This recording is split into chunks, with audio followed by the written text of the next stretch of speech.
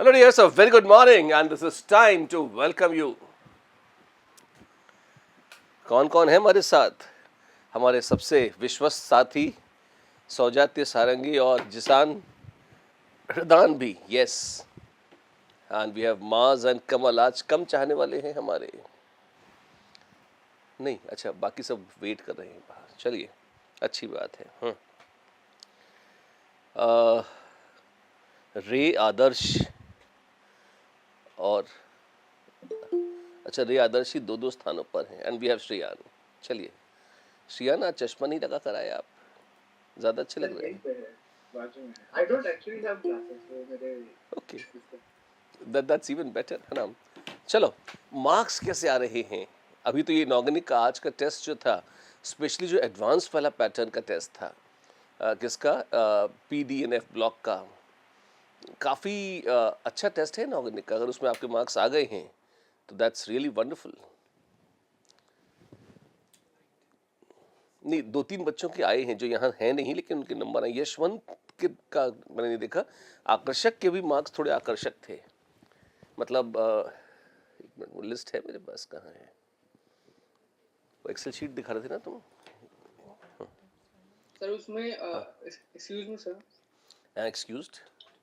Sir जब मैंने test submit किया तो सर नेटवर्क कनेक्शन भी प्रॉपर था, बट सर वो टेस्ट सबमिट ही नहीं हुआ और फैटल एरर लिख के आ रहा था. फिर उसके बाद मेरे को मतलब रिजल्ट ही नहीं दिखा मेरा कि what exactly was the result. अब यार, जब एरर ही फैटल हो गई तो फिर क्या बच गया ज़िंदगी में? फिर कुछ नहीं बचा. सच तो ये है ना. लेकिन टिपिकली ऐप इस तरीके के लिए डिज़ाइन है कि यदि मान लीजिए आपका मतलब नेटवर्क एरर आ जाए, उस समय कहीं से फीडबैक आ रहा है, तो उस टाइम जो है वो आपका मतलब पेपर तो सेव कर लेता है, और जब वो नेटवर्क से कनेक्ट होता है तो अपडेट कर देता है. The results are very less likely to be lost. Sir मैंने बाद में उसको ऐप में रीओपन करके देखा तो सर मेरा वो टेस्ट सबमिटेड ही नहीं दिखा रहा था, वो स्टिल मेरे लिए लाइव दिखा रहा था. तो अब सर मतलब चला गया होगा तो फिर सबमिशन से पहले अगर नेटवर्क चला गया तो प्रोग्रेस सेव नहीं करेगा. अच्छा, ठीक है. पर रीअटेम्प्ट के लिए ऑप्शन दे देगा.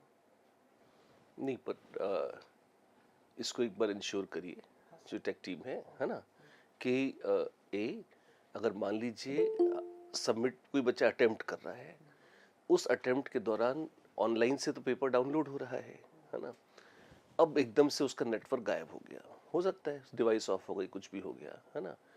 तो ऐसी दशा में कम से कम जितना किया है उतना तो वो सेव कर ले, ताकि वहाँ से रीस्टार्ट हो सके जब नेटवर्क दोबारा स्टैब्लिश हो with in a time frame.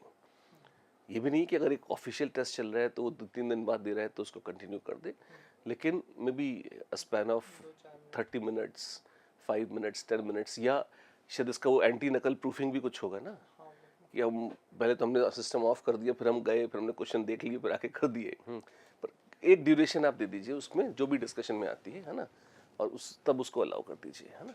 इसको नोट करके शेयर कर लो एक बार.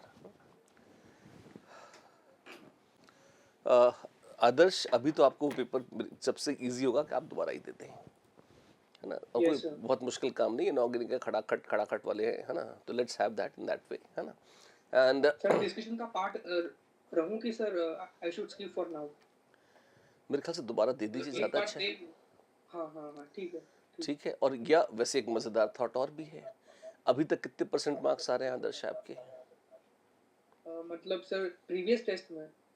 मतलब जो अभी दिया है आपने, जैसे पीरियोडिक टेबल का दिया होगा ना, तो कितने आए? हाँ हाँ, 80% प्लस थे सर सारे में, 80-85% प्लस थे. अच्छा, फिर तो मत करिए भाई. अगर नंबर कम आ रहे होते तो मैं कहता डिस्कशन सुन ही लो, एक बार आंसर सुनकर ही पेपर दे दो, देखो उसके बाद नंबर आते हैं कि नहीं आते हैं, है ना. लेकिन अगर ऑलरेडी 80-85% नंबर आ गए थे तो फिर बहुत ही डिसेंट थे. तो फिर अभी आपको एग्जिट करना चाहिए, पेपर ढंग से एक बार दोबारा दे लो.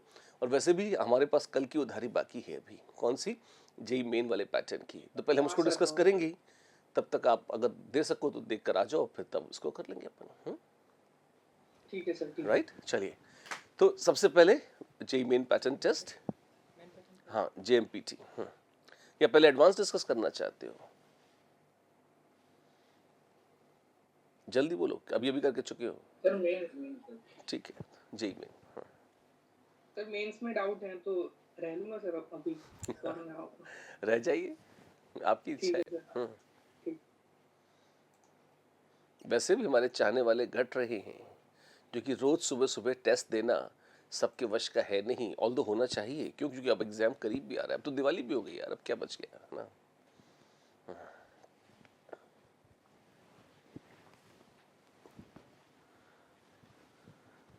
Question number 1 2 sir 2। 2 की तमन्ना है।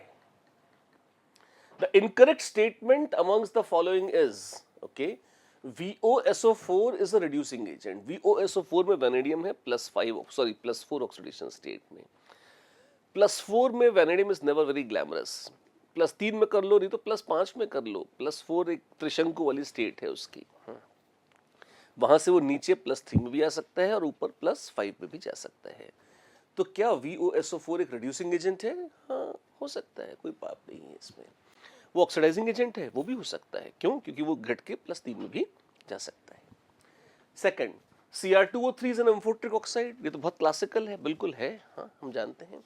RuO4 is an oxidising agent. या +8 में चला गया कोई, अब 8 के ठाठी अलग हैं, 8 से तो नीचे आएगा ही, खुद होगा रिड्यूस और दूसरों को करेगा ऑक्सीडाइज।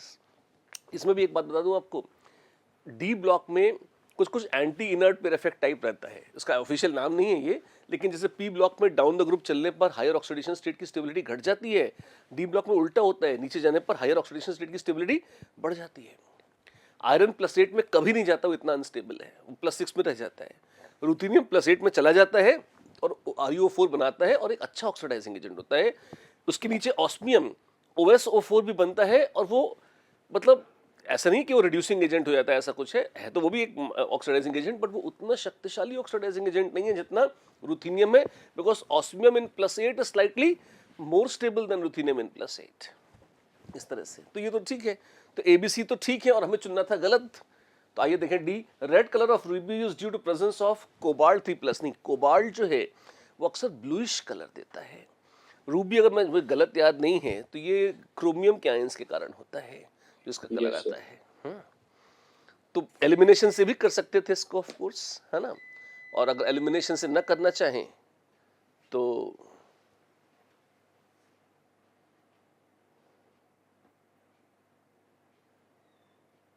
चालू है या नहीं है, क्या हुआ? ये एक क्षण के डिस्टर्बेंस से रिब्यूट हो गया। तुमने तो यूपीएस चेंज कराया था, तो फिर क्या हुआ? स्टार्ट हुआ है नहीं। तो अभी विद्यार्थी हमें सुन पा रहे हैं या नहीं? ये बंद ही हो गया है, बंद ही हो गया है। तो क्या चेंज किया? लाइट तो शायद गई नहीं, और जाती हो तो फिर टाइम लगा।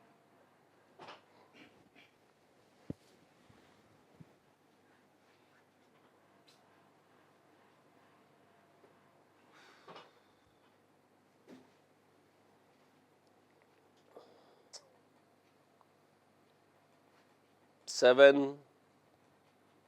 8 9 9 के चाहने वाले आ जाओ। 9 जी। Given below are 2 statements, one is labelled as assertion and other as reason. ठीक है। The size of berkelium ion is less than neptunium ion. ठीक है। अब आपको बीके और एनपी के अगर एटॉमिक नंबर्स का आभास नहीं है तो आपके लिए हमेशा एक स्यापा बना रहेगा इसमें। तो आपकी तकलीफ, जो भी पूछ रहे हैं, तकलीफ क्या थी? सर मैं ये पूछना था कि एफ ब्लॉक जो है उनका क्या कहते हैं ऑर्डर भी, वो एफ ब्लॉक भी पूरा याद करना पड़ेगा क्या? इसके अलावा क्वेश्चन सॉल्व नहीं हो पाएगा ये? उसके बगैर होगा नहीं, ये सच है ना। और हाँ, यही यू हैव माय कंफर्मेशन। शुरू में हम बोलते हैं एसपीडी ब्लॉक, यस, है ना। और एफ ब्लॉक पर जब से मेहरबानी हुई है इनकी, बिल्कुल ये प्योरली एनसीईआरटी बेस्ड ही रहता है, लेकिन हाँ उसमें आपके पास लैंथेनाइड और एक्टिनाइड दोनों सीरीज हैं। और यदि आपको नाम सहित और लगभग एक अनुमान सीक्वेंस याद होगी तो एटॉमिक नंबर आप निकाल लेंगे। और जो बहुत ज़्यादा एस्पायरिंग हैं और एकदम रट्टा शक्ति से एकदम लबालब हैं, वो चाहे तो एटॉमिक नंबर्स भी साथ में याद कर ले, उसके बगैर नहीं होगा ऑफ कोर्स। इतना ही है, और कुछ पूछना है इसमें? लॉजिक तो स्ट्रेट फॉरवर्ड ही है कि लॉजिक है जो सब जगह लग जाता है। ठीक है, question number 10, FEX2 and FEY3 are known when X and Y are, अच्छा, FEX2 and FEY3 are known when X and Y are, X है FClBrI, तो क्या FeF2, FeCl2, FeBr2, FeI2 बन सकते हैं? हाँ बन सकते हैं। क्या FeF3, FeCl3, FeBr3 और FeI3 बन सकते हैं? FeI3 नहीं बनता। क्यों? I minus ions ferric ions के साथ रेडॉक्स कर जाते हैं, ferric is reduced to ferrous and I minus is oxidised to iodine. ये डी ब्लॉक का भी कॉन्सेप्ट है, इसको अपन रिएक्शन प्रेडिक्शन में भी बोला था। दोनों टॉगलर्स थे, माइल्ड थे, फेरिक से फेरस I माइनस आयोडीन बन जाता है, तो इसलिए FeI3 करके कोई चीज एग्जिस्ट नहीं करती है। तो पहली ऑप्शन अच्छी लग रही है कि हाँ +2 में तो चारों हैलाइड्स आ जाएंगे, +3 अगर आपके पास है तो फिर आपके पास खाली 3 ही आएंगे, आयोडाइड नहीं आएगा। ठीक है सर, ठीक है। एक और पूछ लो फिर, जैसे ऐसे ही AgX एंड AgY,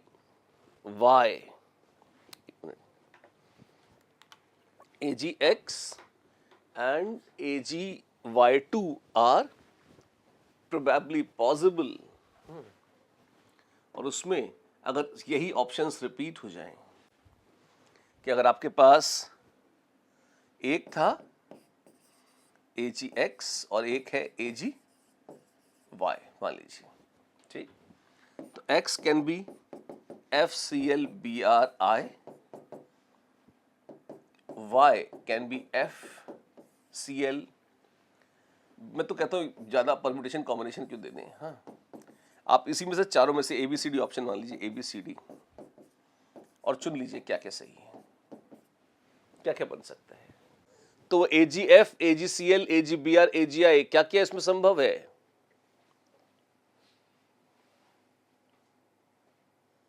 सर सारे पॉसिबल है। क्लोराइड, ब्लोराइड, +1 तो सिल्वर की बहुत कूल है। और अगर सॉरी AgY2 है, क्षमा चाहता हूँ, AgY2 है, let's do away with this cursed question. Anyway, AgF2 is possible. Silver is very powerful oxidizing agent in +2 state. Only AgF2 is possible. AgCl2, AgBr2 and AgI2 are impossible. This is what I wanted to say. And before something bad happens again, let's go ahead and take the next question. And thank you for your patience. Question number 11. Yes. Yeah. On treating a compound with warm dilute sulfuric acid, a gas X is evolved, okay, which turns K2Cr2O7 paper acidified with sulfuric acid green, okay, green compound Y, fine. X and Y respectively are. Now let's take a look at the offers and the options. First of all, potassium dichromate turns green in acidic medium due to formation of a certain compound. कौन सा compound होगा वो? Y की चर्चा हो रही है, तो क्या YCr2O3 हो सकता है? Not really. वैसे वो क्रोमियम +3 तो है, क्योंकि क्रोमियम +3 ग्रीन होता है, पर क्या एसिडिक मीडियम में ऑक्साइड बनेगा? ना, उसका सॉल्ट बन जाएगा ना। कौन? सल्फेट ना लीजिए, क्योंकि डाइल्यूट सल्फ्यूरिक एसिड लिया है तो you should get chromium sulphate Cr2SO4 whole thrice. तो ये A और B तो यही रिजेक्ट हो गए, C और D ठीक लग रहे हैं, ठीक है, 3 और 4। अब इसमें गैस कौन सी है? एक बार ऑफर है SO2 और दूसरी बार ऑफर है SO3। ना रिड्यूसिंग एजेंट कौन सी गैस है, SO2 या SO3? Definitely sulphur dioxide is the reducing agent, right, है ना। SO3 तो रिड्यूसिंग एजेंट है ही नहीं, क्योंकि ऑलरेडी हाईएस्ट +6 स्टेट में है। तो क्या आ जाएगा अपने पास? 3 is the correct answer, right. ये तो बहुत आसान था, इसमें कहां दिक्कत आई? सर इसमें वो Cr2O3 और CrSO4 में एलिमिनेट नहीं करता है। अच्छी बात है, you get the logic no. Amphoteric oxide है तो वो ना एसिडिक मीडियम में बचेगा ना बेसिक मीडियम में। यही अगर बेसिक मीडियम रहा होता तो वो CrOH होल 4 माइनस या CrO2 माइनस ऐसा कुछ बन जाता। क्यों? Because the medium had excess base. And because the medium is acidic we had excess acid, तो भी एम्फोटेरिक ऑक्साइड के लिए तो जिंदगी है ही नहीं, ना एसिडिक मीडियम में और ना बेसिक मीडियम में, क्योंकि वो मीडियम से ही खुद ही रिएक्ट कर जाएगा। क्वेश्चन नंबर 12, 13 13 का ऑप्शन डी वाला 13 का D, V2O5 does not react with acid. Sir metal इन +5 तो एसिडिक होता है ना सर, तो why would it react with acid? तो ये वाला तो फॉल्स हो गया ना। देखो वेनेडियम ना VO2 प्लस आयंस तो बना लेता है, तो अगर आप देखो तो इस सेंस में वो ये है और साथ में कोई एनायन आ जाएगा। तो आप अगर देखें तो इसको जस्ट ऐसे इमेजिन करिए कि VO2 प्लस, ये एक तरह से लक्षण है किसका? V2O5 का। लॉजिक आपका बुरा नहीं है कि V2O5 में एक रीजनेबल एसिडिक कैरेक्टर है, हाँ जी, इसको हम एसिडिक ऑक्साइड भी कह सकते हैं, हाँ कह सकते हैं बिल्कुल। तो it should not be a very happy idea that it should go and jump and react with acids. Anyway आइए देखते हैं क्या क्या है। Choose the correct statements from the following. A, Mn2O7 is an oil at room temperature. Yes, it is. It's a purple colored, very dangerous oil which on touching explodes. A is correct. V2O4 reacts with acid to give VO2 2+. Now, this does not sound very exciting. क्यों? क्योंकि इसमें already vanadium किसमें है? +4 में, और +4 से ये VO2 2+ कौन सा है? ये तो +6 स्टेट आ गई। नो, वेनेडियम तो +6 में कभी जाता ही नहीं है, तो ये तो एब्सर्ड ऑप्शंस है, बिल्कुल गलत है। CRO is a basic oxide, ये सही है, ठीक। तो A और C तो सही है और B निश्चित रूप से गलत है, और करेक्ट आंसर में जहां जहां B आ रहा है उसको तो काट ही दीजिए।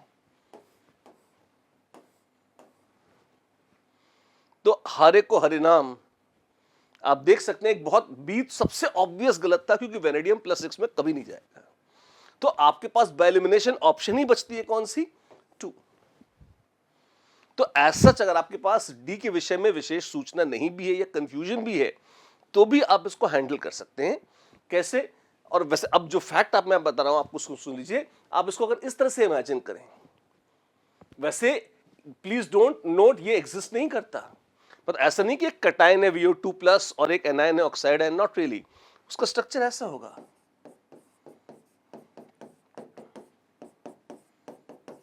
ये है V2O5, है ना। लेकिन अपेरेंटली ये N2O5 जैसा बिल्कुल मत मान लीजिएगा। ऐसे क्यों? नाइट्रोजन तो एक हार्डकोर नॉन मेटल है, तो N2O5 मस्त एसिडिक है। V2O5 एसिडिक है पर अपेरेंटली उतना नहीं है, और क्योंकि हमको पता है कि वेनेडाइल कैटायंस इस तरह से एग्जिस्ट करते हैं, तो it quite would have been possible कि अगर V2O5 को अगर हम HCl से रिएक्ट करा दें तो हमें VO2Cl + H2O इस तरह से दे दें। तो पार्शियल ही है एक तरह से। आप देखें उसने अपने 5 में से 4 ऑक्साइड्स तो रिटेन करे हुए हैं, एक ऑक्साइड को ही लेट गो किया है, पर हाँ कर दिया है। ये संभव है, हाँ है। कभी कभी कुछ इनऑर्गेनिक केमिस्ट्री की टेक्स्ट बुक्स ऐसी भी हैं जो बकायदा V2O5 को इसी के चलते एम्फोट्रिक भी लिख देती हैं। अच्छा तो एम्फोट्रिक है। कई ऐसी भी हैं जो उसको एसिडिक भी लिखती हैं। तो हम क्या करें? एक तो है कि मतलब स्यापा करे, छाती पीटे और जो है बहुत डिप्रेशन में चले जाएं कि कोई रूल चलता ही नहीं, और दूसरे जब हमने एक बेस रूल याद कर लिया है कौन सा, कि +5 और उसके ऊपर वाले एसिडिक होते हैं, उसको हल्का सा ट्वीक कर लें और 1-2 मॉलिक्यूल्स को एडजस्ट कर लें, ठीक है। एनसीईआरटी ने बहुत एम्बिगुअस लैंग्वेज लिखा है। उन्होंने लिखा है V2O5 however amphoteric though mainly acidic। उन्होंने, ये बहुत ही इंटेलिजेंट तरीका है एनसीईआरटी का। इंटेलिजेंट तरीका क्यों है? आमतौर पर एनसीईआरटी एक बहुत सस्ती वर्बैटिम नकल होती है। कहाँ से? कि कोई एक किताब उठाई, उसका एक सेंटेंस एज इट इज उठा के चिपका दिया। आपको अगर एनसीईआरटी के सेंटेंसेस को गूगल करोगे ना आप निकाल के, तो आपको स्टैंडर्ड इंटरनेशनल टेक्स्ट बुक्स में एज इट इज वो सेंटेंस मिल जाएंगे, बहुत माइनर ग्रामर चेंजेस के साथ।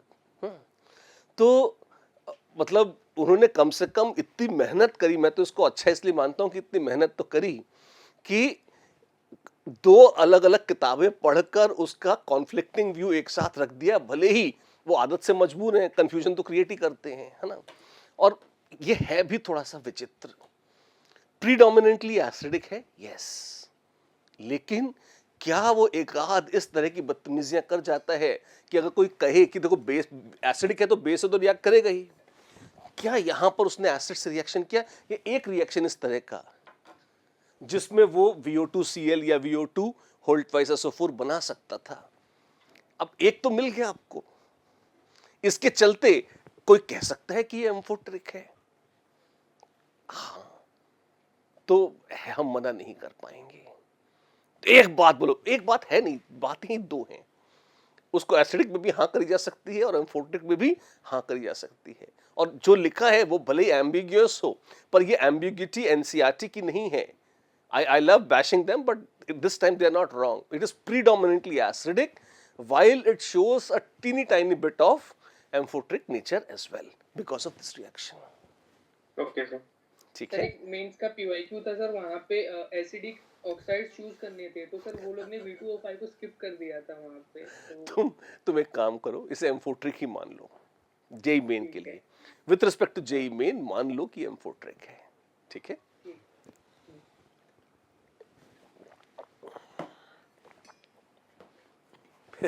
और बोलिए कौन सा था ये? This was 13th। ये कौन सा है?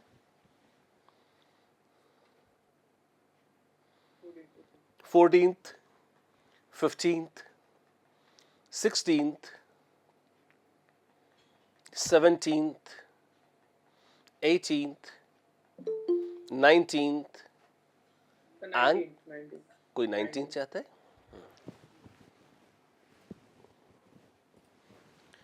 In the above sequence of reactions, A and D respectively are. Wow. अब बहुत ही घिनौनी सीक्वेंस है, देखें क्या क्या है। कोई अज्ञात कंपाउंड है A जिसमें KOH और O2 डाला है, उससे 2B और पानी बन रहा है। बेसिक मीडियम में ऑक्सीजन बबल कराने का धंधा, ये वो K2MnO4 KMnO4 का षड्यंत्र फील मुझे एकदम से आती है, जबकि मैंने बचा हुआ नहीं पढ़ा है। देखें आगे कुछ आता है क्या। फिर HCl डाल दिया, हाँ ये वही है। क्या किया आपने? आपने बेसिक मीडियम में ऑक्सीजन बबल कराई है, किसमें? MnO2 में, तो ए रहा होगा MnO2 पायरोलिसाइड। स्ट्रांगली बेसिक मीडियम में ऑक्सीजन बबल करो तो बी बन जाता है K2MnO4, वो ऑक्सीडाइज हो जाता है। उसी K2MnO4 में अगर एसिड डाल दो डिस्प्रोपोर्शनेट होगा, सी बनेगा KMnO4 और कुछ MnO2 प्रेसिपिटेट हो जाएगा, ठीक है। और फिर बी क्या था? शायद K2MnO4 था, ओके, उसमें आपने पानी और KI डाला, ठीक है। तो आपने पानी और, तो यानी कि बेसिक मीडियम है, क्योंकि आपने घोर बेसिक मीडियम में बी को बनाया था, एसिड तो डाला नहीं है अभी। बेसिक मीडियम में KI को अगर आप ऑक्सीडाइज करोगे तो I माइनस, एसिडिक मीडियम में तो आयोडीन बना लेगा, और बेसिक मीडियम में IO3 माइनस, तो I minus would be oxidise to IO3 minus and K2MnO4 will be reduced to MnO2, तो वापस MnO2 बनेगा। और A क्या है? A is nothing but MnO2, तो A बन रहा है, बहुत अच्छी बात है। और D क्या बन जाएगा? D would be KiO3। तो apparently A is very much expected to be manganese dioxide and D would be potassium iodate. तो ये है पर उल्टा लग रहा है, ये तो बकवास है। This 3 looks good. अब इसमें आपको देखिए दो चीजें, एक तो अगर आपको रिएक्शन याद ही नहीं है कौन सा, पोटेशियम परमैंगनेट की सिंथेसिस का K2MnO4 वाला, तो फिर ये क्वेश्चन कभी नहीं होगा। अगर वो रिएक्शन पता है और टिप्स पर नहीं है, तब भी आप इसमें अक्कड़ पकड़ बम्बे वो खेलते रह जाएंगे। क्यों?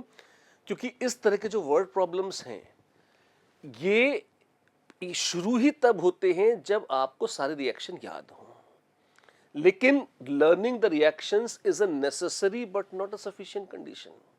मतलब अगर आपको रिएक्शन याद नहीं है तो ये क्वेश्चन नहीं ही होंगे, हाँ। और अगर याद हैं तो इस बात की क्या गारंटी है कि मौके पर ये याद आ जाए कि यहीं फिट होगा। तो उसके लिए क्या चाहिए? उसके लिए आपको इस तरह के, लेकिन इतना बुरा भी नहीं है क्योंकि एक तो आपके रिएक्शंस वैसे भी जेई ने मेन में तो बहुत ही कम कर दिए हैं, क्योंकि एसपीडीएफ ब्लॉक निकाल ही दिए रिएक्शंस में, तो है ना, तो आपके पास बहुत लिमिटेड रिएक्शंस है, कितने 25-50 तो रिएक्शन है आपके पास टी ब्लॉक के, उतनी ही माया है। तो एक बार तो ढंग से याद कर लें, और फिर इसमें तो क्या 10-15 क्वेश्चन करेंगे आप तो उसमें ही फील आ जाती है, क्योंकि 10-15 क्वेश्चन में भी रिपीटेशन आने लगता है, क्योंकि है ही जरा से, तो वो क्लिक हो जाता है, इतना बुरा नहीं है। अब एक बार 2 बार शुरू में गाड़ी अटकेगी, पर आप करते रहेंगे तो चल पड़ेगी, राइट, क्योंकि वही चीजें घूम घूम कर आती रहती हैं। Okay sir. क्या इसको लॉजिकली मैं एक दूसरी तरह से समझाने की कोशिश करूं कि अगर मान लीजिए थोड़ा आपको एक हल्का फुल्का याद था लेकिन बहुत एक्यूरेटली याद नहीं था, और मैंने तो देखते ही पहली बार में बोल दिया, क्योंकि वो KOH और O2 देखते मुझे तो शक हो गया था, है ना, कि कैसे मुझे शक कैसे हुआ। देखो एक तो क्या होता है कि KOH is costly, mostly NaOH use होता है, तो अगर कोई पोटेशियम ला रहा है ना तो दो ही जगह KMnO4 और K2Cr2O7, यहाँ पर वो ज़्यादा फेवरेट होता है ना।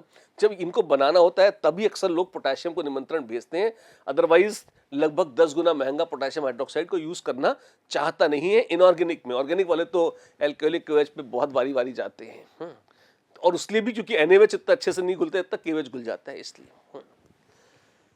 तो अच्छा आप देखो, कोई अज्ञात कंपाउंड था A, मैं एक दूसरी अप्रोच ट्राई कर रहा हूं, ऑफ कोर्स लर्निंग यहां भी चाहिएगी, लेकिन इस बार मैं आंसर बोलने के बजाय एक बार इसे थॉट प्रोसेस से करके दिखाने की कोशिश करता हूं।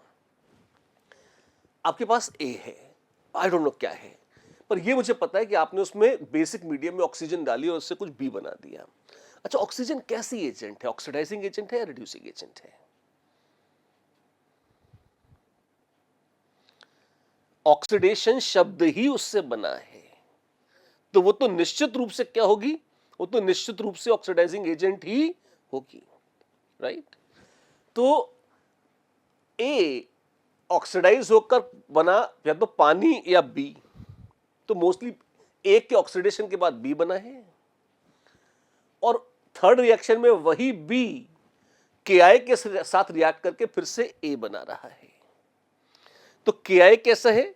KI ने ऑक्सीजन ने A को ऑक्सीडाइज किया था B में, और KI ने फिर से उस B को रिड्यूस करके वापस A बना दिया, ठीक। तो ये इस साइकिल को अगर आप देखें, और उस पूरी प्रोसेस में क्या हुआ, मीडियम तो फर्स्ट में भी बेसिक है KOH और लास्ट में भी बेसिक है KOH, तो ये तो पक्का है कि A जो था वो तो लौट आया, तो जो D है वो D में होगा क्या, what should be that D? KI से ही कुछ बना होगा D में, और मान लो मुझे रिएक्शन ढंग से याद नहीं है, पर इतना तो मैंने कॉमन सेंस से, मुझे A की भी हवा नहीं लगी मान लो, पर मुझे ये पता लगा जो A था वो वापस बन गया। फर्स्ट और थर्ड को देखो तुम, और A के ऑक्सीडेशन से B बना था, B के रिडक्शन से A बना, तो A is back. No KI ने ऑक्सीडाइज होकर D बनाया है, तो D में और कुछ न सही आयोडीन तो होगी। अब ऑप्शन देख लो ABCD, पहले वाले में मैग्नीज डाइऑक्साइड वो गलत हो गया, दूसरे वाले में K2MnO4 ये गलत हो गया, तीसरे वाले में KNO3 ये संभव है, और चौथे वाले में KNO4 ये गलत हो गया। तो मुझे कुछ भी नहीं आता कि वो मैंगनीज है नहीं है, मैंगनीज किसी तेसी। मुझे ये पता चल गया अगर 1 और 3 को मैं ध्यान से देखूं कि D में आयोडीन तो होगी, और आयोडीन D में खाली C ऑप्शन में है, तो मैं सिर्फ एलिमिनेशन से करूं तो भी आंसर C आ जाएगा और सही हो जाएगा। इनऑर्गेनिक में हिम्मत नहीं हारनी चाहिए। अगर आप बहुत बेसिक प्रिंसिपल एसिड बेस और रेडॉक्स के कॉमन सेंस के लगाओगे ना, तो कभी कभी इतनी प्यारी ऑप्शंस आती हैं कि 3 ऑप्शन डायरेक्टली कॉमन सेंस से एलिमिनेट हो जाती हैं, और आप सही आंसर फिगर आउट कर सकते हो, या अगर आपने किसी दूसरे मेथड से फिगर आउट कर लिया तो उसे वेरीफाई कर सकते हो, राइट। चलिए आगे, चलिए।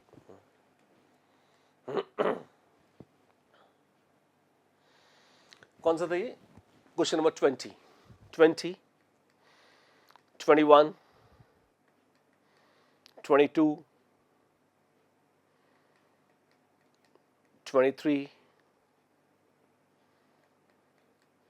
4, 24। अच्छा, इसमें मैंने क्वेश्चंस काफी दिए हैं, कारण इनऑर्गेनिक थी तो होती तो तुरंत हो जाती है। अच्छा, फिर मैंने ये भी देखा कि आप लोग में से बहुत लोगों ने बाद वाले क्वेश्चन छोड़ दिए हैं, अपरेंटली शायद आपने अटेम्प्ट ही नहीं करे हैं। क्यों? क्योंकि आपका मन होगा कि भाई 25 क्वेश्चन आएंगे और 25 के बजाय शायद 55 आ गए, ऐसे ही था ना। हाँ, तो आपको लगा ये तो बहुत बुरा हो गया हमारे साथ। मेरी कैलकुलेशन ये थी कि 1 घंटा है और 55 ही क्वेश्चन है इनऑर्गेनिक में, क्या तो झंडे गाड़ेंगे आप, है ना। आता होगा तो 30 सेकंड, और ना आता हुआ तो 1 घंटा भी बैठे रहेंगे तो नहीं होगा। तो इसलिए इतने तो पूछ ही लो, इसी बहाने टेस्ट 1 और टेस्ट 3 अगर कंबाइन कर दूं तो आपके पीवाईक्यूज 100% निपट जाएंगे इसके पीडीएफ ब्लॉक के। ये मेरा मोटिवेशन जो था। लास्ट एंड के सवाल है शायद वो थोड़े पुराने इसके हैं। I think they are not अभी के मेंस के क्वेश्चन की नहीं, दे आर वो जो इनिशियल जो वो प्री ब्लॉक के पूछते थे ना सर, वो सब आइडियाज थे, रेगुलर ट्रेंड्स वाले नहीं। क्योंकि I didn't find them in the recent one after the paper, मैंने जब चेक किया हाँ हाँ, तो I don't think these are नहीं, एक डिफरेंस है।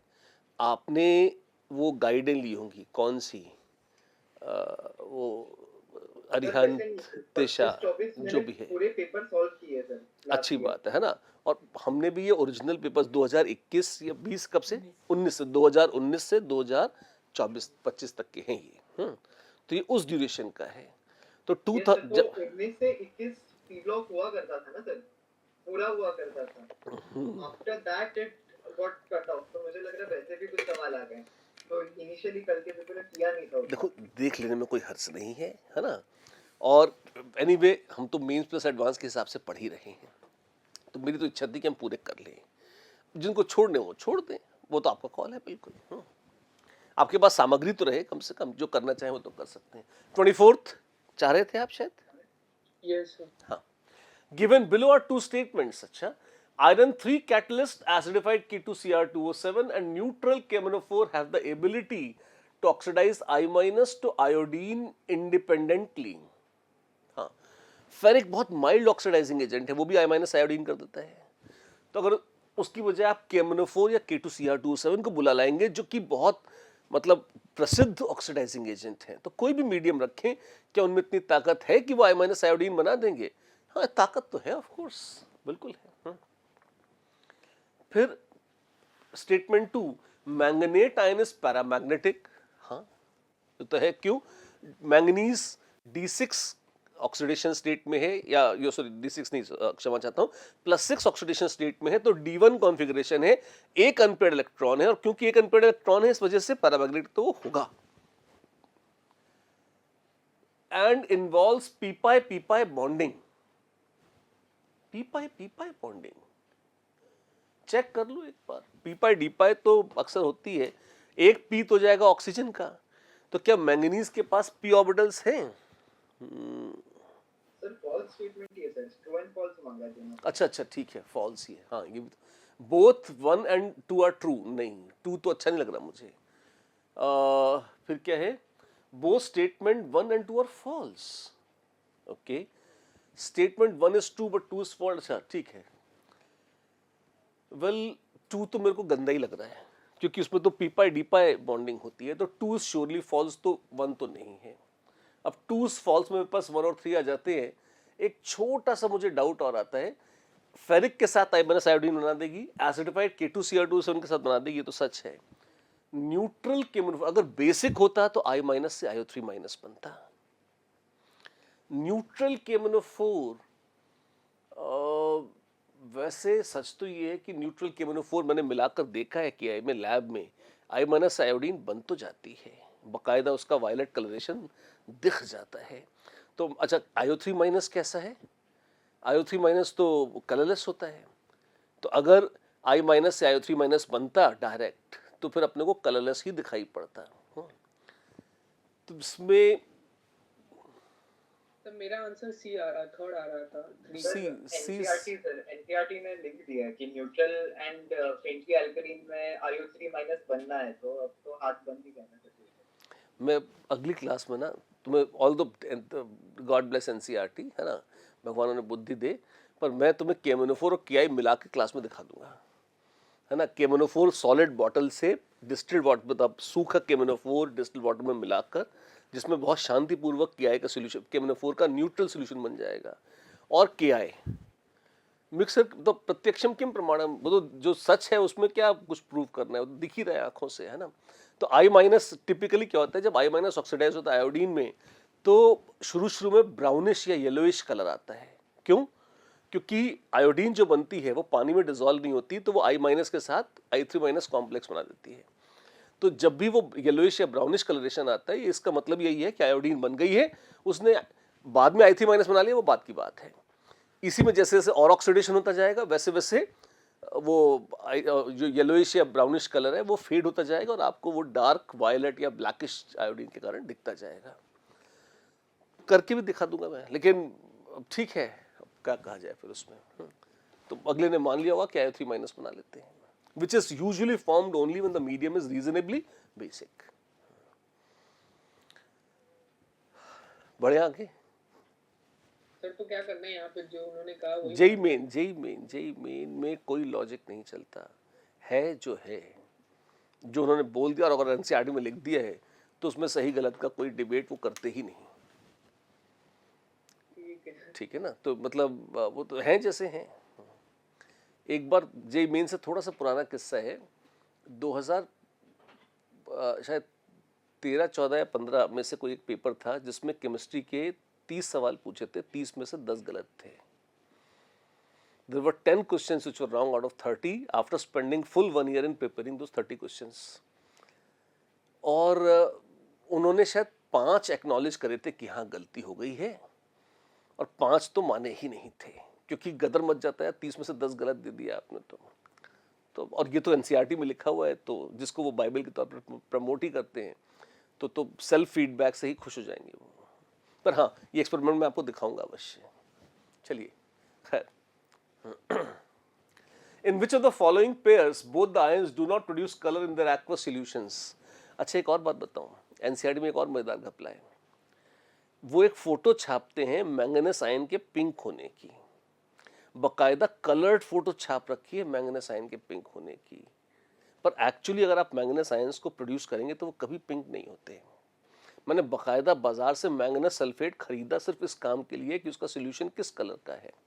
I spent useless money on that stupid chemical just to see what is the aqueous solution color of manganese ions. It is colorless. तो फिर मुझे लगा कि ये पिंक कलर, तो फोटो छाप रहे हैं ना पिंक कलर का, कैसे छाप दिया फोटो पिंक कलर का? तो फिर मुझे लगा कि इन्होंने कुछ नहीं किया, एक पिंक सोल्यूशन या तो कुछ एक बूंद टपका दी होगी केमनोफोर की या कुछ करने के लिए, ताकि पिंक आ जाए और फोटो खींच लिया, छाप दी। तो ये कुछ भी करने में समर्थ हैं, ये तो बहुत भगवान के बनाए हुए पीस हैं। Question number 25। अच्छा याद दिलाया, वो मेरे पास वो यूजलेस पड़ा भी हुआ है मैंगनीज सल्फेट, अगर वो खराब नहीं हो गया होगा क्योंकि कई वर्ष हो गए है ना, तो मैं उसको भी ला के उसको भी घोल के दिखा दूंगा कि वो कलरलेस है या पिंक है, और उसको एनसीईआरटी से मैच करके देख लेना।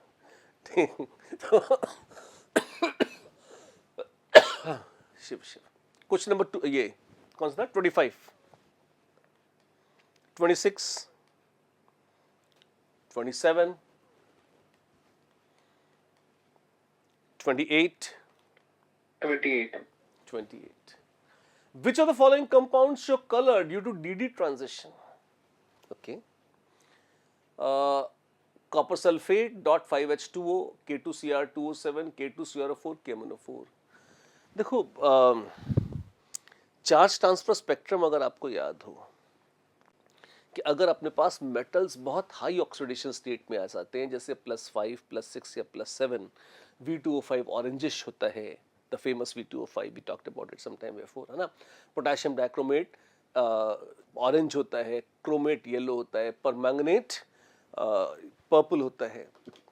ये क्यों होता है? That is largely because central atom अपनी भयंकर पोलराइजिंग पावर के चलते जो सराउंडिंग ऑक्साइड्स या दूसरे एनायंस हैं उनके इलेक्ट्रॉन क्लाउड को काफ़ी हद तक अपनी ओर घसीट लेता है। उसके इलेक्ट्रॉन टेम्परेरी जब एक्साइटेड स्टेट में आते हैं तो सेंट्रल पर गिर जाते हैं और लौटते हैं। इस वजह से एक कलर आता है जो कि चार्ज ट्रांसफर स्पेक्ट्रम कहलाता है। डीडी ट्रांजिशन क्या हुए कि इतना भयंकर कर्म करने की आवश्यकता नहीं। टिपिकली 2, 3 और 4 तो चार्ज ट्रांसफर स्पेक्ट्रम के बहुत क्लासिक एग्जाम्पल्स हैं, जिसमें एक एटम से इलेक्ट्रॉन निकलकर दूसरे में गिर जाते हैं बाकायदा और वापस जाते हैं, क्योंकि चार्ज ट्रांसफर हो रहा होता है एटम्स के बीच में। इस वजह से चार्ज ट्रांसफर स्पेक्ट्रम कहलाता है। डीडी ट्रांजिशन कोई खास चीज है? कुछ नहीं। अगर आपको याद हो, आपने वो EG2G देखे थे ना, जो क्रिस्टल फील्ड थ्योरी में स्प्लिट हो जाते हैं, है ना। तो डी सब शेल्स में ही आपस में ही अगर इलेक्ट्रॉन इधर उधर कूद फांद लें, शिफ्ट हो जाएं और उसकी वजह से कभी आपको वो दिखाई पड़े क्या नाम है कलर, तो आप कहेंगे डी ट्रांजिशंस हैं। अच्छा, इसमें आप देखिए क्रोमियम +6, क्रोमियम +6 और मैंगनीज +7 ये तीनों D0 कॉन्फ़िगरेशंस हैं। जब डी में इलेक्ट्रॉन है ही नहीं तो डी ट्रांजिशन कहीं बाहर से आके डी में गिर जाएं तो कोई पीडी बोलता तो ऑक्सीजन की पी, इसकी डी ऐसे सोच लेते। इसमें तो खुद के पर्सनल कुछ है ही नहीं। तो हारे को हरिनाम जो कुछ है वो बेशरम कॉपर आयंस में है। सल्फेट तो यूजलेस है वैसे भी। वैसे देखा जाए तो कॉपर आयंस भी कोई बहुत शुभ नहीं लगते देखने में, क्यों? D9 कॉन्फ़िगरेशन है। तो आप उसमें भी झगड़ा कर सकते हैं, कह सकते हैं कि ऐसा होगा वैसा होगा, जो कुछ भी है ना, लेकिन चूंकि ऑप्शन कोई छोड़ी ही नहीं है इसलिए बाय एलिमिनेशन सिंपली आपको यही चुनना पड़ेगा एज सच। सर यही लॉजिक किया था, यही लॉजिक लगाया। Okay sir. पर बहुत शुभ ये भी नहीं है। अच्छा होता है कम से कम D8 या उसके नीचे का लेते। D9 में कहाँ जाओगे? D9 में नीचे का तो पूरा भरे हुआ है, ऊपर में एक खाली है। स्पिन रिवर्सल भी कर दोगे तो भी वही रहेगा। तो वो it's not a very happy thought honestly. But again considering this is JEE main and really we don't have arsenals actually to fire them, so let's concur not to conquer but to conquer. चलिए 29th question number 29, 30, 31. Yes, sir, 31. During the reaction of permanganate with thiosulfate, the change in oxidation of manganese occurs by value of 3. अच्छा, permanganate में +7 है, +7 से 3 हुआ तो +4 में manganese dioxide बना दिया उसने। Identify which of the below medium will favour the reaction. अब मैंगनीज MnO2 बना रहा है तो आप देख सकते हैं कि एसिडिक मीडियम तो नहीं ही होगा। क्यों? एसिडिक मीडियम में मैंगनीज प्रेफर करता है कि वो +2 में चला जाए और थायोसल्फेट डिस्प्रपोर्शनेट भी होने लगता है, जो कि thiosulphate is not stable in acidic medium. तो aqueous acidic no, aqueous neutral maybe, both aqueous acidic and neutral no, both aqueous acidic and faintly alkaline no, nothing to do with acid. वो faintly alkaline या neutral या a little more than faint alkaline ये सब चल जाता। ऐसी offer एक ही है, कौन सी? 2 neutral। Sir, actually doubt was in the terminology. जो aqueous neutral का meaning क्या होगा और एक बार आप बता सकते? Aqueous is neutral. Yes, sir. सिर्फ एक्वस बोल के भी छोड़ देते तो एक्वस पानी में घोल दो तो पानी न्यूट्रल ही है ना बेचारा। फिर भी अगले ने रेखांकित करके न्यूट्रल लिख दिया है अपनी मूर्खता की नुमाइश और आपके कंफ्यूजन को क्लियर करने के लिए। तो जो भी है ना, बट ठीक है, they are just being sweet which is so rare actually. Question number 32, 33, Sir, 33, sir. Sir 33 में नाइट्रोजन की प्लेसमेंट कहाँ पे होगी? बाकी सब तो समझ आ गया, but the correct order of atomic radius is cerium, europium, holmium के साथ nitrogen. It is such a तो आउट ऑफ द बॉक्स ये नाइट्रोजन आ गया तो वहीं पे पहले दिल से हम गया कि ये कहाँ से होगा मतलब। this pretty, see honestly it's quite ridiculous है ना। मतलब मैं क्या बोलूँगा, नाइट्रोजन की कोई तुलना तो है नहीं। आप अच्छा, नाइट्रोजन मेटल भी नहीं है बेचारी, आपने उसे F ब्लॉक के मेटल्स के साथ एक नॉन मेटल की तुलना करी है। तो नॉन मेटल की कौन सी आप मतलब क्या बोलूँ मैं, है ना। अब जैसी है बुद्धि जैसे है इनके कर्म। इन्होंने क्या किया होगा मैं बताऊं, ये इनके जो ज़्यादा ज्ञानी लोग हैं जो अपने आप को बहुत अच्छा समझते हैं उनके काम है। इन्होंने टेबल उठाया होगा डेटा का और एंगस्ट्रॉम यूनिट में देखा होगा। तो नाइट्रोजन की एक यूनिट देखी एंगस्ट्रॉम यूनिट में और सीरियम और होलोनियम की यूनिट देखी एंगस्ट्रॉम यूनिट में। और जिनको नहीं समझ में आया कि सारी चीज़ें अगर एंगस्ट्रॉम यूनिट में हैं तो भी वो एक नहीं है, क्योंकि एटॉमिक रेडियस में मेटलिक रेडियस एक अलग चीज़ है, वॉन डर वाल्स रेडियस अलग है, कोवलेंट रेडियस अलग है। इन्होंने सिंपली उस डेटा टेबल की एंगस्ट्रॉम यूनिट देखकर इनको अरेंज कर दिया है। ये वो लोग हैं जिन्होंने बोर्ड भी मुश्किल से पास किया होगा, है ना। तो मतलब क्योंकि कोई भी व्यक्ति जिसने क्लासरूम में थोड़ा भी पढ़ाया है या कभी अपने जीवन में कुछ भी केमिस्ट्री के नाम पर पढ़ा है वो ऐसी हरकत नहीं करता। बड़े लोग बड़ी बातें, ऊंचे लोग ऊंची पसंद, जैसे लोग ये विज्ञापन देते हैं और गुटखा पड़का देते हैं साथ में, है ना, तो ये उसी टाइप का है काम। तो देखिए, मजा लीजिए, क्या कहेंगे हम, है ना। सर एक्चुअली मेरा जो डाउट था वो नाइट्रोजन के रिस्पेक्ट में नहीं था। हम्म।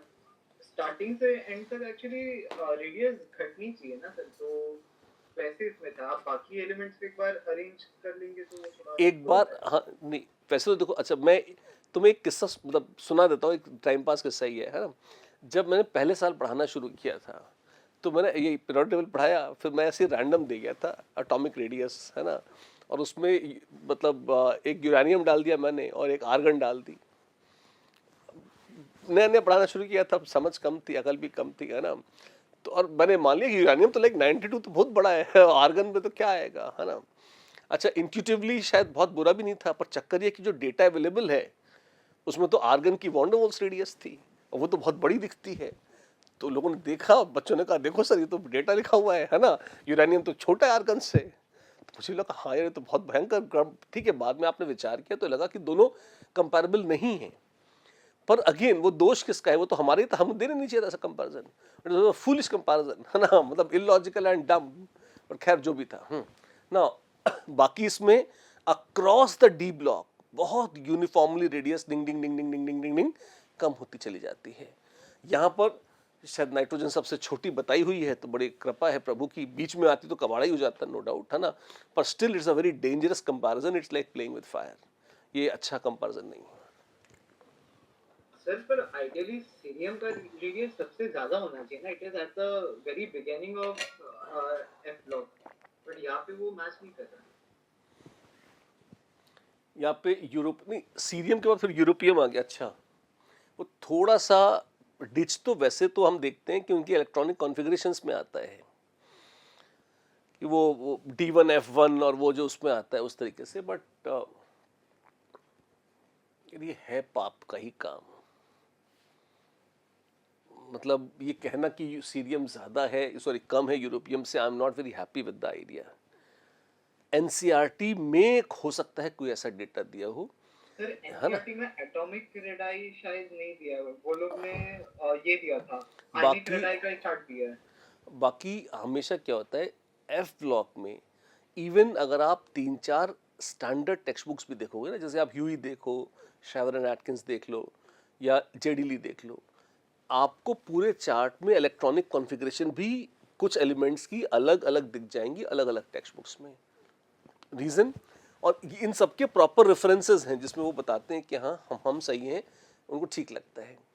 तो मेरी जो समझ है वो ये कि 2-3 अलग अलग वैल्यूज़ के बीच में डिफरेंस इतना कम होता है कि अगर आप कोई एक्सपेरिमेंटल ऑब्जर्वेशन लेते हैं तो किस टेम्परेचर पर, किस कंडीशन में, किस मशीन का यूज़ करते हुए आप उसको ऑब्जर्व कर रहे हैं, उससे थोड़ा बहुत फ़र्क आ सकता है। तो कोई बहुत एब्सोल्यूट कॉन्फ़िगरेशन क्रिटिकल केसेस में हमेशा सेम होगी नहीं, there could be closely like both the options में B correct, it is possible. Atomic radius के भी आपको एक्सपेरिमेंटली कॉन्फ्लिक्टिंग डेटा मिल जाते हैं। तो मतलब I am not really comfortable with this idea that cerium should be smaller than europium. तो मेरे को तो बहुत, मैं सहज तो इससे बिल्कुल भी नहीं हूँ। फिर भी मैं एक काम करूँ, मैं एक्सपेरिमेंटल डेटा चेक करके अगले सेशन में शायद कल या परसों जब भी हमारी मुलाकात होगी तो मैं एक ज़्यादा एग्जॉस्टिवली इसको आपको प्रेजेंट कर दूंगा, व्हाट्सएप ग्रुप में ही पोस्ट कर दूंगा कि अलग अलग टेक्स्ट बुक्स का इस पर मत क्या है और कैसा है। क्योंकि डेटा बेस्ड है ना, तो मेरे खाली जबान चलाने से कुछ होगा नहीं, विथ रेफरेंस मुझे डेटा देना चाहिए कि ये डेटा है और ये किताब इस रेपुटेशन की ऐसा कहती है, या इन वैज्ञानिकों ने जिन्होंने इसको मेजर किया था वो क्या कहते हैं। ठीक, please note this. What else? 34 sir इसमें ऑप्शन नंबर 3 भी तो मतलब एक minute. Copper salts react with potassium iodide to give CuI and iodine.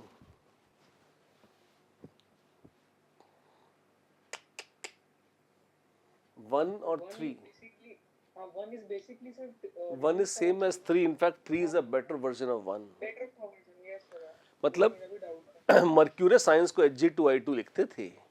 In fact जो जे की पुरानी बहुत फेवरेट किताब है जेडी ली में बहुत साफ लिखा हुआ है, उन्होंने ये ऐसा प्रॉपर लिखा है कि मरकरी की तर्ज पर पुराने वैज्ञानिक क्यूप्रस आयोडाइड को Cu2I2 लिखते थे, पर ऐसी कोई एविडेंस नहीं है कि कॉपर आयंस जो है वो डायमरिक होते हैं, और ये ज़्यादा अच्छा है कि हम उसे सिंपली CuI ही लिखें, Cu2I2 लिखने का कोई औचित्य नहीं है।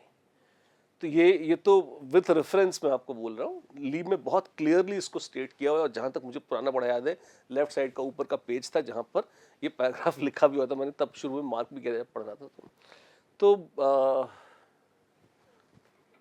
इसका तो आंसर, अगर मुझे पहले बात तो 1 और 3 सेम ही है, और better answer is 3, it is not 1, भले ही इन्होंने ऑफिशियल आंसर 1 दे रखा हो।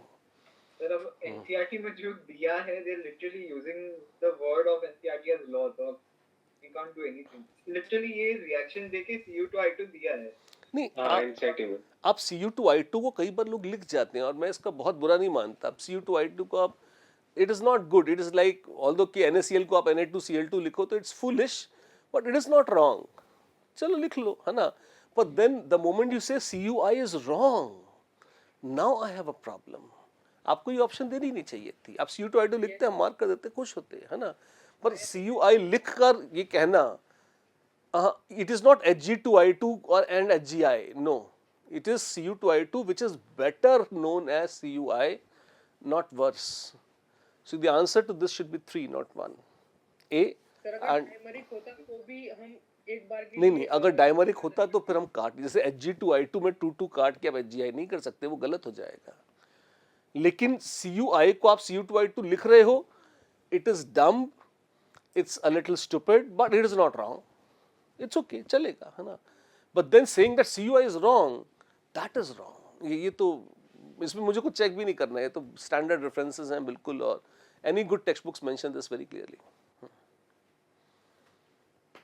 हम क्या करें, देख लें आप क्या करना चाहते हैं। मैं आपको सच बता सकता हूँ और ये बता सकता हूँ एनसीईआरटी क्या बोल रही है, और मतलब नीट तक तो ये बीमारी थी ही। मतलब नीट, नीट में तो ऐसे ऐसे हरकतें करी, जैसे रेडियो एक्टिव कंपाउंड्स का कंसेप्ट ही साफ कर दिया कि न्यूक्लियस जो है, हर एटम का न्यूक्लियस हमेशा स्टेबल होता है और अनंत काल तक स्टेबल ही रहता है, ऐसा करके एक स्टेटमेंट था। क्योंकि एनसीईआरटी में एक जगह लिखा हुआ था, उन्होंने उसको ट्रू कर लिया, जबकि वहीं उसी एनसीईआरटी में पन्ना पलट दो तो ये लिखा हुआ था कि नहीं, कुछ न्यूक्लियस डीके कर जाते हैं। उन्होंने कहा हम वो पढ़ेंगे ही नहीं, हम तो वही पढ़ेंगे जो सेंटेंस लिखा है, और उसी के हिसाब से पेपर भी जांच देंगे। तो they did it, God bless them.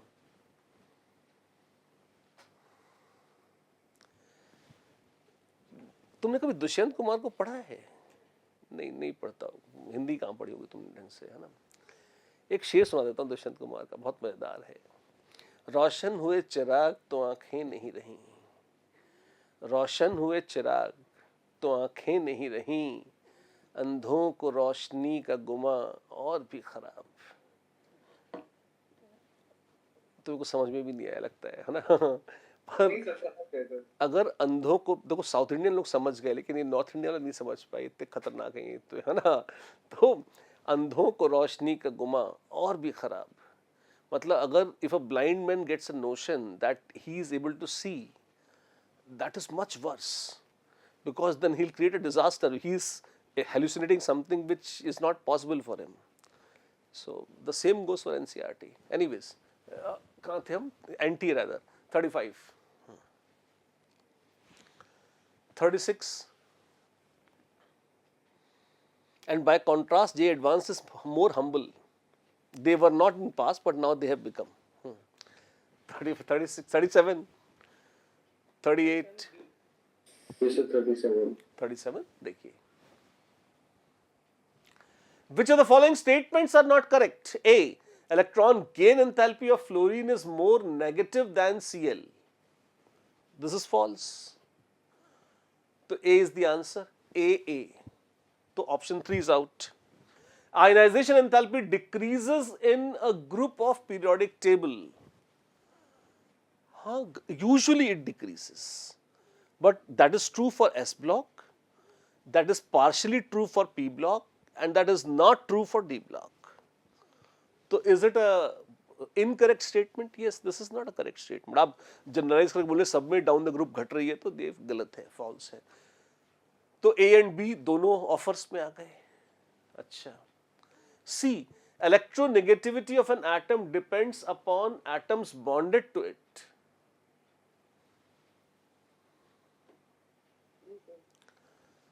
वैसे क्या कहूं मैं इन्हें, मुझे नहीं पता इन्होंने इसको सच या झूठ क्या माना है, पर ये सर ये एनसीईआरटी में शायद है, पर ये सर एक्सप्लेनेशन में सच दे रखा है।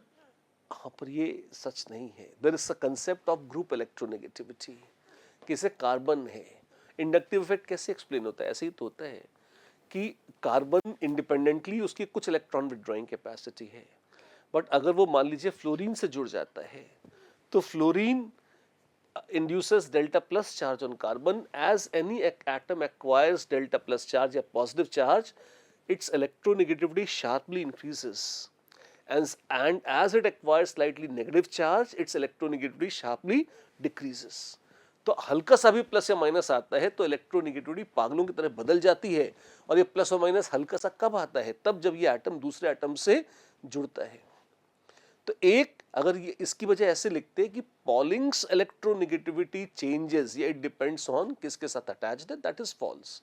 पॉलिंग ने कांस्टेंट वैल्यू अज्यूम करी थी। Polling gave the initial concept of electronegativity, is fine, but the very basic idea of organic chemistry is like inductive effect, तो बहुत फंडामेंटल आइडियाज में से है और वो इसी आइडिया पर बेस्ड है कि अगर एक एटम दूसरे एटम से जुड़ जाएगा तो उसकी इलेक्ट्रोनेगेटिविटी बदल जाती है। क्यों? क्योंकि उसके ऊपर डेल्टा प्लस या डेल्टा माइनस चार्ज आने से उसकी इलेक्ट्रॉन विड्रॉ या रिलीज करने की कैपेसिटी बदल जाती है। तो खैर जो भी है। And D, Al2O3 and NO are examples of amphoteric oxides. NO is a neutral oxide, NO amphoteric नहीं है।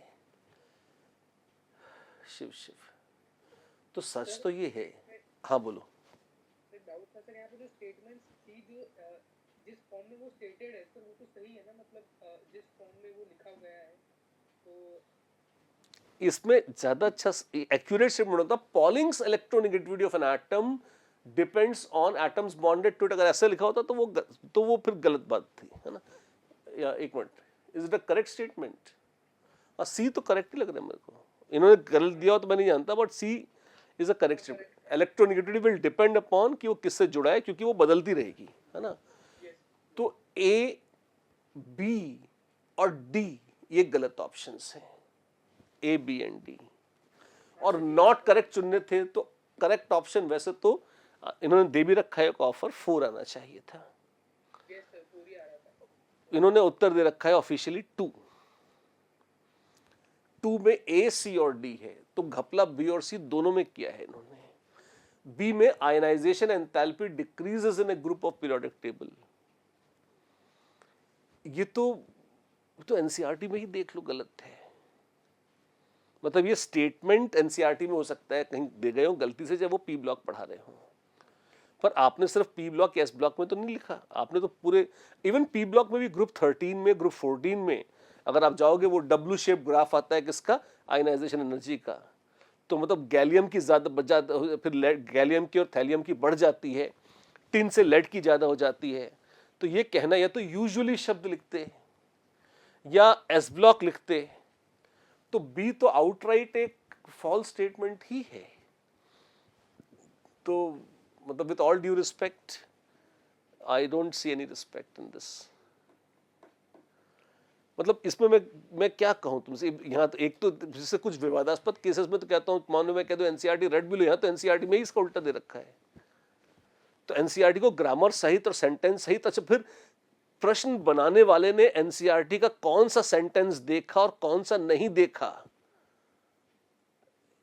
मतलब ये तो बहुत टू मच हो जाता है ना कि विद्यार्थी याद रखेंगे। ये तो खुद एनसीईआरटी में इसका उल्टा डेटा दे रखा है।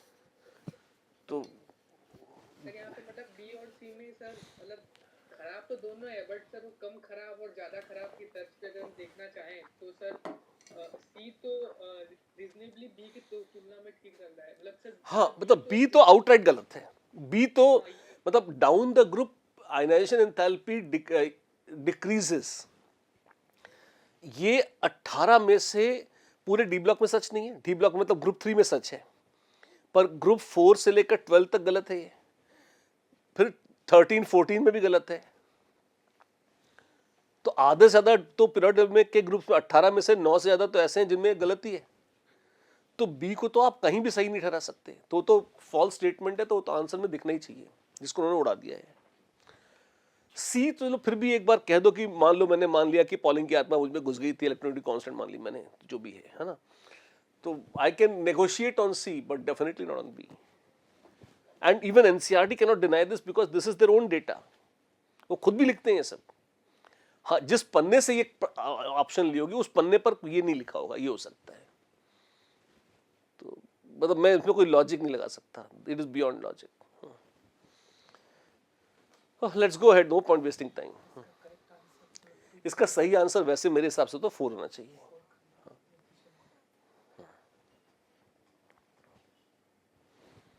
38, 39,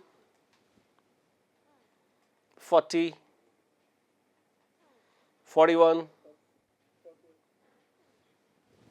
कोई 40 चाहता है? 40। The incorrect statement is chlorine is more reactive than ClF. नहीं, ClF is more reactive, polar है।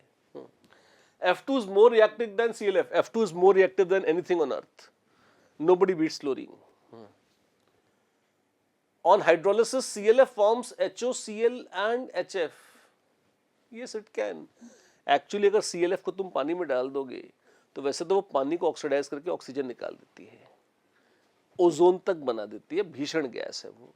लेकिन अगर सिर्फ वो प्लस माइनस वाला करोगे तो Cl+1 में है तो पानी का OH जुड़ जाएगा, फ्लोरीन -1 में है तो H+ जुड़ जाएगा, तो HF एंड HOCl ठीक हो सकती है, मतलब थोड़ा बहुत तो बना ही सकती है, मना नहीं करेंगे।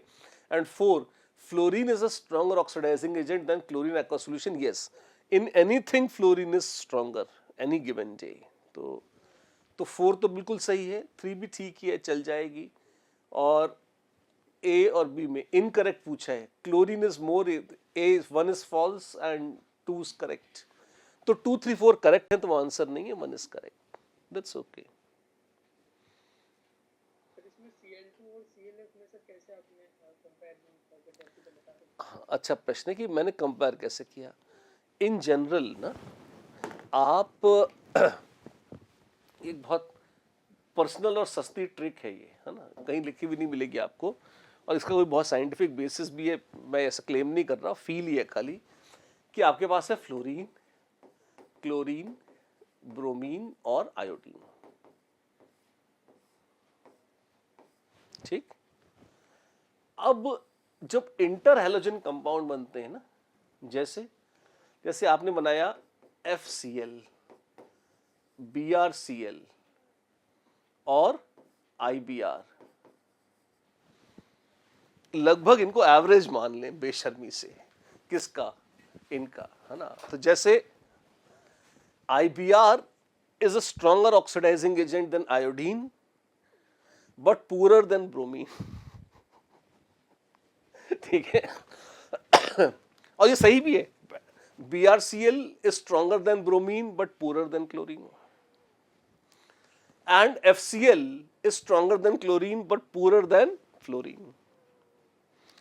फिर कोई कहे मैं इनको मिला लूं, IBr बना लूं, सॉरी ICl, ये इसको मिला लूं और FBr या BRF बना लूं।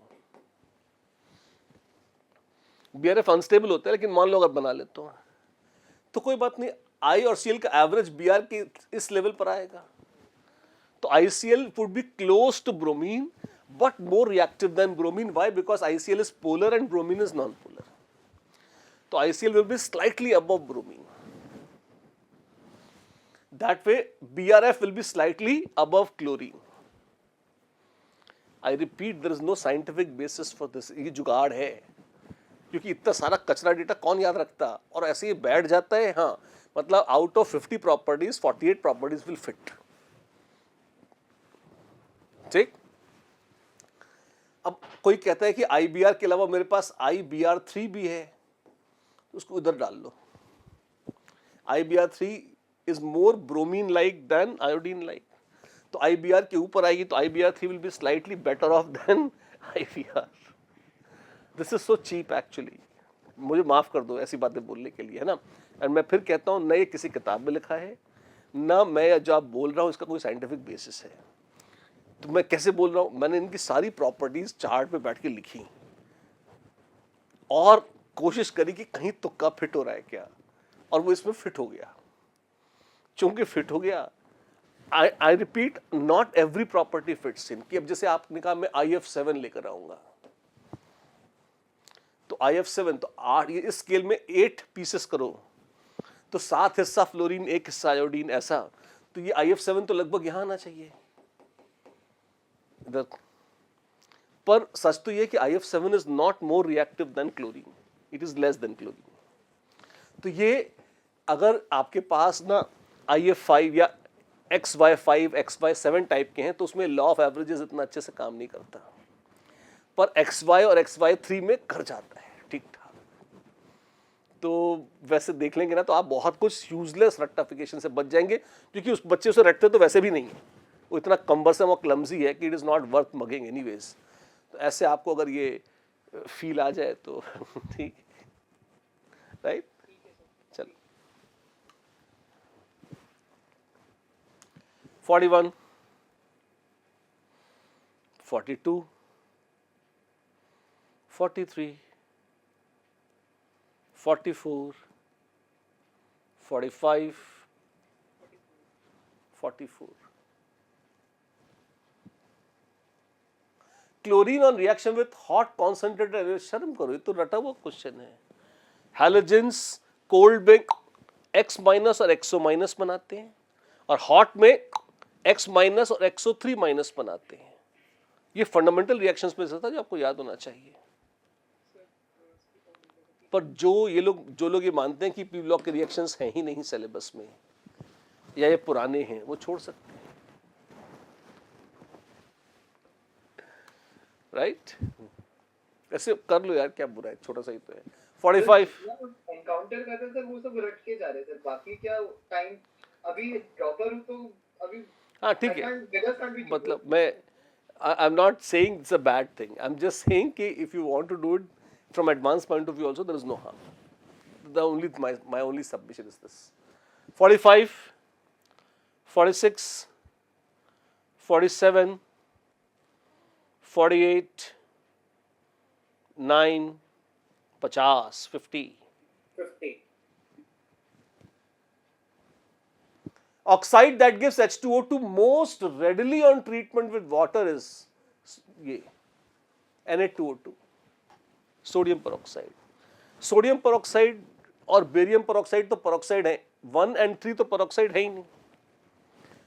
तो 2 and 4 both are peroxides and on hydrolysis they can give H2O2, but इसमें तो पहले से ही पानी है और तब भी हाइड्रोलाइज नहीं हो रहा है, तो ऑब्वियसली इसका उतना तो हाइड्रोलिसिस का रेट नहीं ही होगा जितना उसका होगा जो सूखा है,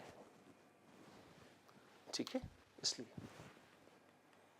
51, 2, 3, 4 and 5, 53.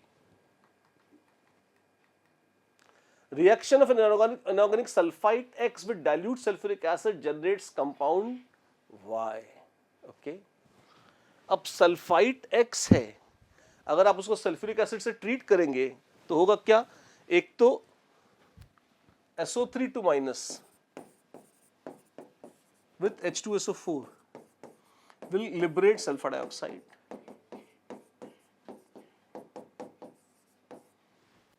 दो H प्लस ले लेगा, H2SO3 टूट गया, H2SO2 उड़ गई और सल्फेट बन गया, है ना। तो जो भी X है सल्फाइट वो X बन जाएगा Y जो कि है sulphate. The reaction of Y with NaOH gives X। अजीब बात है। अच्छा,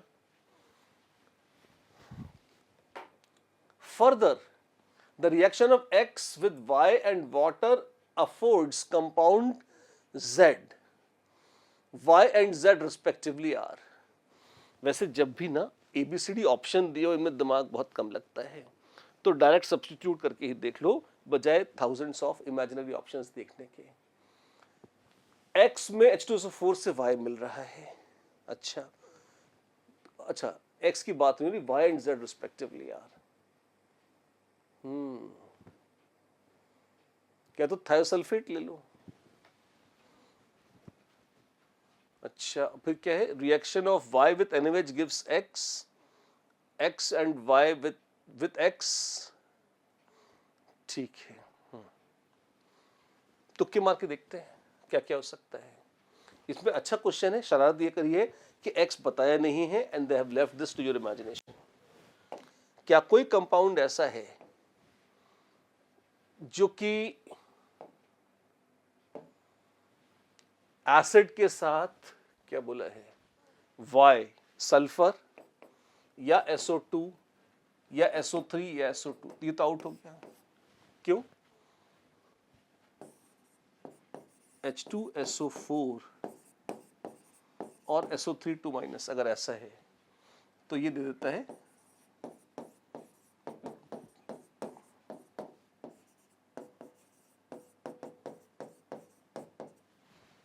तो SO2 जो निकल रही है सल्फाइड से तो SO2 ही निकलेगी। ठीक, तो ये कंपाउंड Y जो है, ये Y और कुछ नहीं, चांसेस बेहतर है कि शायद ये Y SO2 है, ऐसे सोचिए। फिर reaction of Y with NaOH, SO2 with NaOH क्या देगी, Na2SO3 प्लस पानी।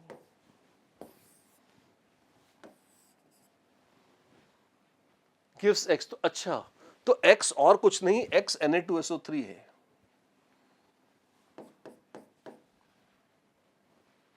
And reaction of X with Y and water, X क्या है, Na2SO3 plus H2O plus SO2 दे देगा NaHSO3। क्यों? By by effect, SO3 2 minus plus H2SO3। तेरे पास दो H plus है हाँ, और मेरे पास एक भी नहीं, हाँ क्या करें, बांट लेते हैं आधा आधा, तो 50-50 ओके, HSO3 माइनस बन जाएगा। तो ZNaHSO3 बढ़िया है। तो ऑप्शन 2 इज करेक्ट, और विथ रिएक्शंस आप देख सकते हो why it is correct. Good enough? Yes. 54.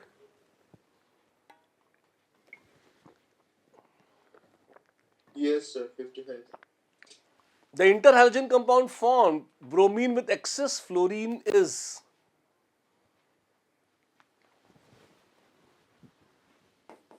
Br plus fluorine. See, please remember iodine with fluorine can form IF, IF3, IF5 and IF7. Bromine can give you BRF, BRF3 and BRF5, but BRF7 करके कुछ नहीं होता, वो तो iodine बड़ी है तो IF7 बना लेती है, और किसी के अलावा ये बनता नहीं। Chlorine can form ClF and ClF3, ये जनरल ट्रेंड है ना। तो हाइपोहैलाइट ये +1 है, हैलाइट +5, पर हैलाइट +7 और हैलाइट +3, ऐसा है। तो कहाँ तक जा रही है? अगर एक्सेस ढेर सारी फ्लोरीन है तो यहां तक जा सकती है +5 तक, तो 2 इज करेक्ट, ऐसे। Is it fine? ठीक। So dears, finally this concludes the lovely and fascinating, कौन सा था ये? जी नहीं। JEE।